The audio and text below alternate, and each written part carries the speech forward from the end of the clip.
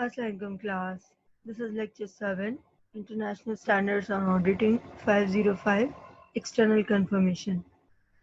Previous lecture में मैंने आपको डिस्कस किया था कि ऑडिट प्रोसीजर्स के अंदर वन ऑफ द प्रोसीजर है एक्सटर्नल कंफर्मेशन। इस एक्सटर्नल कंफर्मेशन में हम अपने अकाउंट रिसीवेबल से उनका बैलेंस कंफर्म करवाते हैं, बैंक से बैंक का बैलेंस कंफर्म करवाते हैं थ्रू बैंक स्टेटमेंट, और इसके अलावा लीगल एडवाइज़र से। इसके अलावा कहीं पे भी किसी एम्प्लॉय को लेके कोई ऐसी इंफॉर्मेशन चाहिए, किसी इन्वेंट्री से रिलेटेड थर्ड पर्सन से कोई इंफॉर्मेशन चाहिए, तो ऑडिटर ले सकता है। क्लियर? फर्दर डिटेल में बात करते हैं। Objective of the auditor when using external confirmation procedure is to design and perform such procedures to obtain relevant and reliable audit evidence. अब ऑडिटर एक्सटर्नल कंफर्मेशन क्यों करता है? ताकि उसको relevant and reliable audit evidence मिल सके। You know very well कि कोई भी इंफॉर्मेशन अगर हमें इनसाइड मिले और वही इंफॉर्मेशन हमें कोई आउटसाइड सोर्स से पता चले तो वो एक ज़्यादा ऑथेंटिकेट हो जाती है अगर कोई थर्ड पर्सन, कोई आउटसाइडर भी या उससे रेलेवेंट पर्सन सेम इंफॉर्मेशन दे। क्लियर? तो यहाँ पे सोर्स ऑफ ऑथेंटिकेशन ज़्यादा आ जाती है, वो ज़्यादा रिलायबल हो जाती है, ज़्यादा रेलिवेंट हो जाती है in order to conduct audit. अब हम फर्दर डेफिनेशंस पे बात करते हैं।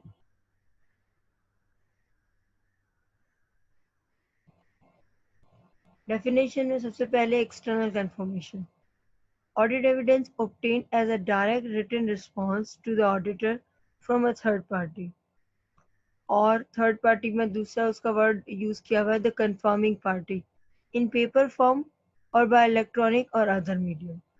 अब हम ऑडिट एविडेंस डायरेक्टली किसी थर्ड पार्टी से ले रहे हैं और वो डायरेक्टली ऑडिटर ले रहा है। Clear? Auditor directly third party से इंफॉर्मेशन ले रहा है। अब वो पेपर फॉर्म में भी हो सकता है कि हमने उनको लेटर भेजा, उन्होंने जवाब दे दिया, जो ऑफिशियल लेटर्स होते हैं। अदरवाइज किसी इलेक्ट्रॉनिक मीडियम के साथ ले लिया, लाइक ईमेल कर दिया, व्हाट्सएप कर दिया, तो वहाँ से हमें वो इंफॉर्मेशन मिल रही है। दैट्स मीन हम कोई ऐसी इंफॉर्मेशन जो किसी थर्ड पार्टी से कंफर्म कर रहे हैं in the form of receiving audit evidence, this is called as external confirmation. Clear? Further बात करते हैं positive confirmation request, a request that the confirming party respond directly to the auditor indicating whether the confirming party agrees or disagrees with the information in the request or providing the requested information. Let's suppose यहाँ पे मैं बात करूँ कि account receivable का एक balance है हमारे पास 50,000। सलमान एंड कंपनी का बैलेंस हमारे पास 50,000 आ रहा है। ये हमारा एक अकाउंट रिसीवेबल है। अब हमने लेटर लिखा यहाँ ऑर्गेनाइजेशन से, कंपनी के अंदर हम बैठे हुए हैं बीइंग एन ऑडिटर। हमने मैनेजमेंट को कहा कि भाई आप लेटर लिखें। मैनेजमेंट लेटर लिखती है, लेटर के अंदर ये लिखा हुआ होता है कि भाई आप डायरेक्टली जवाब ऑडिटर को दीजिएगा, कॉन्फिडेंशियलिटी का फैक्टर मेंटेन रहता है। तो अब जब अकाउंट रिसीवेबल्स को गया, उसमें ये बताया गया कि हमारे बुक्स ऑफ अकाउंट्स में आपका बैलेंस 50,000 आ रहा है, काइंडली आप एक्नॉलेज कर दें, कंफर्म कर दें, ठीक है, कि ये बैलेंस आपके बुक्स ऑफ अकाउंट्स में भी सेम आ रहा है या नहीं। अगर कोई भी कम या ज़्यादा आ रहा है तो काइंडली हमें रिस्पॉन्ड करें। आई होप सो यहाँ पे आपको प्रोसेस समझ आ रहा होगा। अब जब लेटर हमें उनको भेजा, उन्होंने देखा, तो वहाँ पे जो भी बात होगी, लाइक उनका जो भी बैलेंस होगा वो उसके अंदर बता देंगे। अब यहाँ पे बात हो रही है पॉजिटिव कंफर्मेशन रिक्वेस्ट की। तो positive confirmation request means what, कि यहाँ पे सेकेंड लाइन में बात हो रही है कंफर्मिंग पार्टी एग्रीज और disagrees with the information in the request. अब वो उस 50,000 से एग्री करे या डिसएग्री करे, मींस बैलेंस 48, 47 और 53, 54 हो, व्हाटएवर, कंफर्मिंग पार्टी रिप्लाई जरूर करेंगी। क्लियर? वो इससे एग्री करे या इससे डिसएग्री करे, वो रिप्लाई जरूर करेगी। पॉजिटिव कंफर्मेशन रिक्वेस्ट एक ऐसी कंफर्मेशन है जिसमें सामने वाली कंफर्मिंग पार्टी डायरेक्टली ऑडिटर को रिस्पॉन्स करती है अब वो इसमें एग्री होगी, ये डिसएग्री होगी, वो रिप्लाई जरूर करेंगे। Whereas negative confirmation request पढ़ लेते हैं। A request that the confirming party respond directly to the auditor only if the confirming party disagrees with the information provided in the request. उन्होंने कहा auditor ने कि हमारा ये 50 बैलेंस हमारे बुक्स ऑफ अकाउंट्स में आ रहा है इस ऑर्गेनाइजेशन के, आप बताएं कितना बैलेंस आ रहा है। अगर सामने वाले account receivable Salman and company का अगर आपका बैलेंस 50,000 आ रहा है, then no need to response, सिर्फ डिसएग्री हो तब आप रिस्पॉन्स कीजिएगा। क्लियर? सिर्फ ये अमाउंट आपके बुक्स ऑफ अकाउंट्स में कम या ज्यादा आए तो ही आप रिस्पॉन्ड कीजिएगा, ताकि हमें पता चल सके कि अब हमें फर्दर वर्किंग करनी है कि why there is a difference. Otherwise आपको रिप्लाई करने की जरूरत नहीं है, क्योंकि हम समझ जाएंगे हमने भेजा ही नेगेटिव कंफर्मेशन रिक्वेस्ट है, हम समझ जाएंगे आपका जवाब नहीं आया, दैट्स मीन ये जो बैलेंस है ये आपके बुक्स ऑफ अकाउंट्स में सेम आ रहा है। डन। आगे बात करते हैं नॉन रिस्पॉन्स की।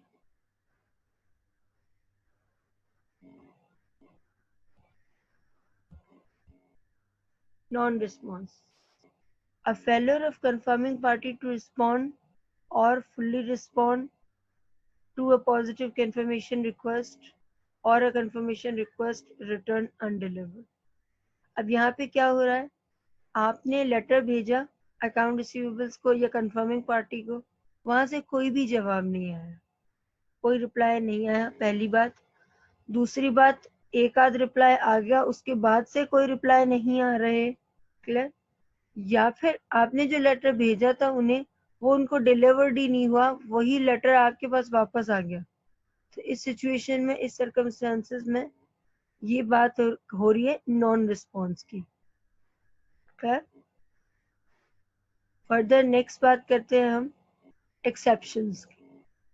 A response that indicate a difference between information requested to be confirmed or contained in the entity records and information provided by the confirming party।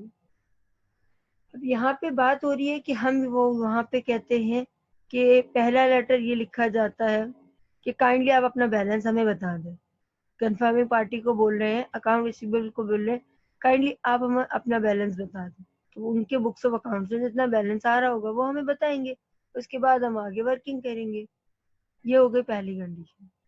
Another one, हम यहाँ से अपना बैलेंस लिख के भेजते हैं, उनको बोलते हैं कि आप अगर इस अमाउंट से डिसएग्री करें तो जवाब दें। ये तो बात हो गई हमारी नेगेटिव कंफर्मेशन की। डन। उसके बाद आप दोबारा बोलते हैं इन अनदर कंडीशन कि आपने बैलेंस लिख के वहां भेज दिया और आपने उन्हें कहा कि अगर यहाँ इस अमाउंट से डिसएग्री करते हो तो हमें रिस्पॉन्स करना, मतलब अप एंड डाउन आ जाए तो आप मुझे रिस्पॉन्स करना।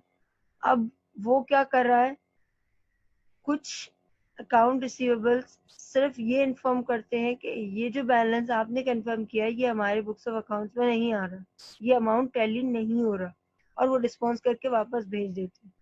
फिर ऑडिटर अकॉर्डिंगली उनके साथ कोऑर्डिनेट करता है। ये बात होती है। कहीं पे वो ये बता देते हैं कि भाई आपने जो 50,000 का बैलेंस कंफर्म किया है तो हमारे बुक्स ऑफ अकाउंट्स में वो 50,000 नहीं आ रहा, वो 60 to 65,000 आ रहा है फॉर इंस्टेंस। तो वो खुद बैलेंस बता देते हैं और बोल देते हैं कि इतने अमाउंट का डिफरेंस आ रहा है। क्लियर? जब ऐसा कोई रिस्पॉन्स आए जिसमें वो डिफरेंस मेंशन कर रहा हो, that's mean this is exception. Clear? अब फर्दर हम